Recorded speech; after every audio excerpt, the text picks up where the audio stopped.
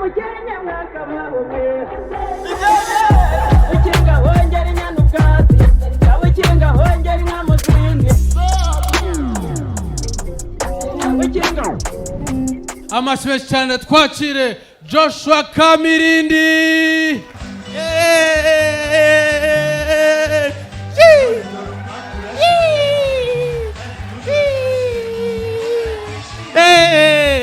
Jaman. Amashyi ariko guys. Yaman. DJ. Zina ry'Imana. Siko kwambara ijipo ari byiza uranirunguruka iyo ubishatse. Hari abantu batakora bino bintu. Nka Muyoboke Alex kubera nyakubahwa iyo agiye kwirunguruka wagwaniye itigi nyuma ntago byakunda. Melissa mvugisha ukuri bino wabikora ukirunguruka nkanye ntago byabaho. Ndakubwiza ukuri Imana iramutse ibwiye Muyoboke na Melissa ngo murashaka ko mpindura ikihe gice cy'umubiri wanyu, Muyoboke na Melissa ndabizi ko babwira Imana ikabahindurira amaso kashyira nko kuri kano gatoki ku buryo bazaza bagira gutya bakareba. Muyoboke akahita avuga yebana ni gutya ndeshya. Amashyi guys. Yaman. So mbere yuko ngira ariko mfite amaguru meza we. Wagira ngo ni insina ziranga ubukwe. Niba uzi ko uri umukobwa nyamuneka nkurusha amaguru, boyfriend wawe nakugurira igare ujye muri Tour du Rwanda nk'abandi. So guys, mbere yuko nangira ngewe ino minsi iyo nyigezemo ndahungabana kuko niyo minsi nzi neza natandukanyeho na girlfriend ya ngo wow twatandukanye azira icyongereza nta cyongereza yarazi kandi yariyemeraga naramubwiye sweetheart merry christmas and happy new year nawe ahitambwira you too nanye ahitambwira yo welcome nawe ahitambwira where do you want me to come ndavuga reka nago nagumana maskini niwe muntu ushobora kubwira happy birthday akahita kubwira same to you kandi mutaravukiye umunsi umwe.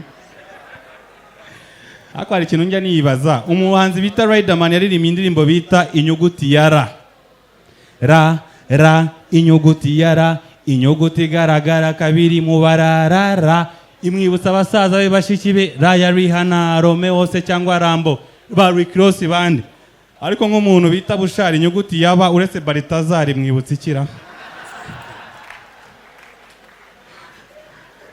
Baritazari Babiloni ni ibintu bidafitutse. Melissa wowe urimo uramuseka inyuguti ya mayi kwibutsa icyo ukuyeho Maraya na Mayibobo Money. Money.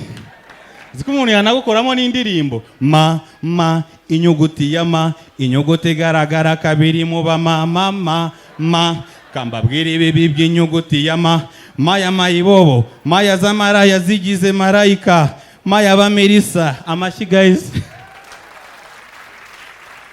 Yama sha bino bintu reka mbekuremo n'izina ry'Imana. Uziko biviramo icyarimwe we.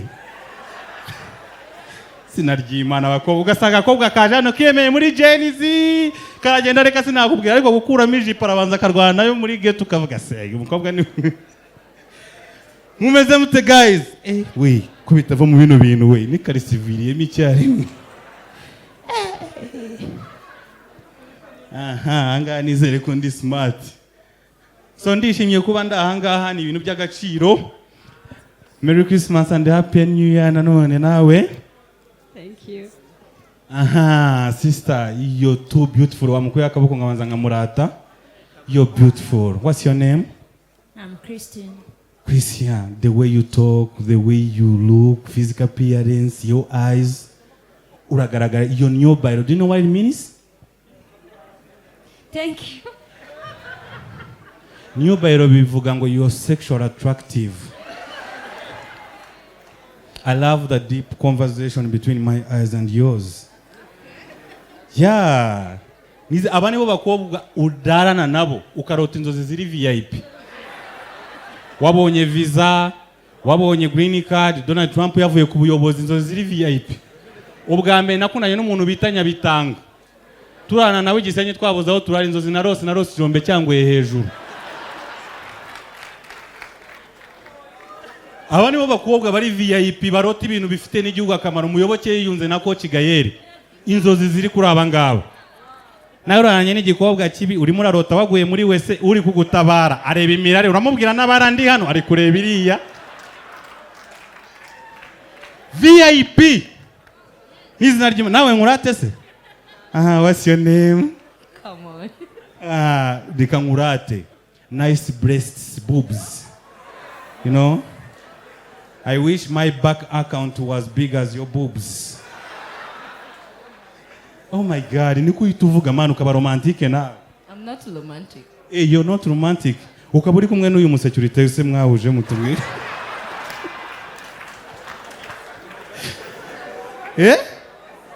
Huya ngomba kukurata gusa njye iyo mvuze ku bice by'umubiri ndabyuba. Ikintu nuba cyane nibere kuko nigeze kuri kubitirwa rimwe. Mama anumye muri boutique ngo ningende mayi, ngeze umugore wari uriyo naramututse, wa mugore ufite amabere mabi. Umugore yankubise namubira mu moyi, navugaga ayo mabere y'ibitoki ari aho ngaho yindenganya rwose. Niyo mpamvu mbwira buri muhungu wese uri hano n'umukobwa, nyabuneka ibintu mubifate. Niba uzi kutkuna n'umuhungu ufite inyinya ntuzigere umuhereza ibere, kuko rimwe imoko bashobora kuzayikurishamo kirida.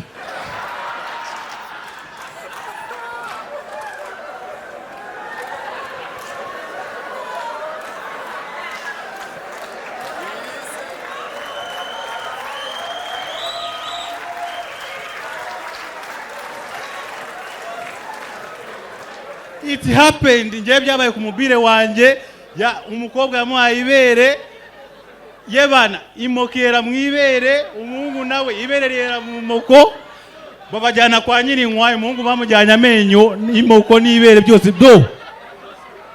Bageze kwa nyiri nkwaye nta kindi kintu ese yongera aravuga, rero mwababyeyi mwe muhagaze ngani mwe muri bufata umwanzuro. Eza turaca imoko cyangwa dukuremo iryinyo. Nyiri nkwana we n'umuntu nawe w'urwenyera abanza bakoresha interview, umuhungu ibere y'ikiri mu moko. Niko wa muhungu wowe byagenze bitu kugira ngo ubundi mokegere mu ryinyo ryawe. Arumva yaje.